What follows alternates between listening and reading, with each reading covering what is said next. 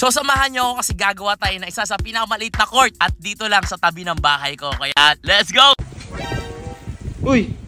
Ginagawa nyo dyan? Papala, ang ginagawa nyo dyan? Ikaw ano ginagawa mo? Puro ka video ng video. Wala, tingnan ko lang kayo. Eh kung tinutulungan mo kami.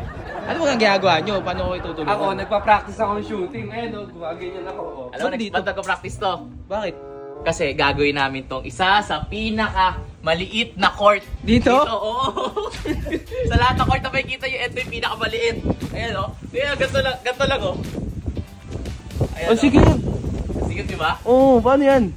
Gagawin natin court to, lalagyan lang natin ng ring to. Papapakad natin to, sisimentohan natin to. Tapos, syempre, lagyan natin ng mabubong. Abangan nyo. Magiging basketball court to.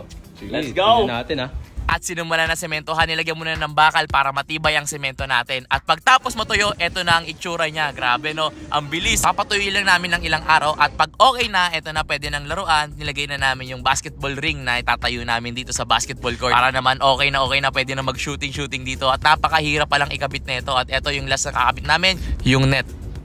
Yan, may basketball court na. At ganun lang kabilis kasi nilagyan na namin ng bubong. Ito yung polycarbonate para kahit madilim, maliwanag pa rin. At syempre kahit umuulan, pwede kami maglaro ng basketball. Ito na lang, pipinturahan na lang natin to para maging maganda.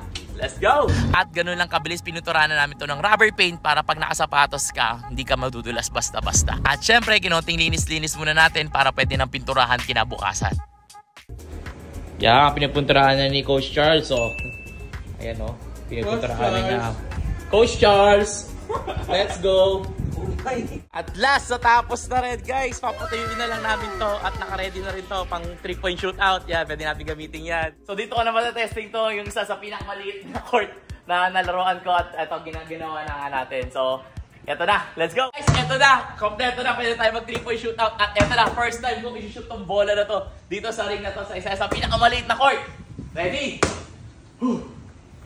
At eto na, dito ko na ipapamalas ang galing at talento ko sa larangan ng basketball. Gumastos ako ng malaki para ipakita sa inyo ang husay ko pagdating sa basketball.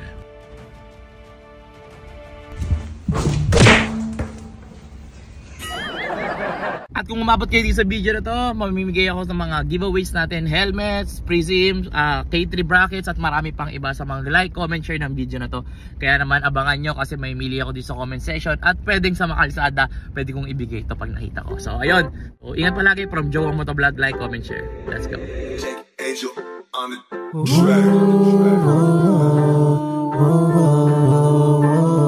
Buti na lang merong ikaw na tumutulong.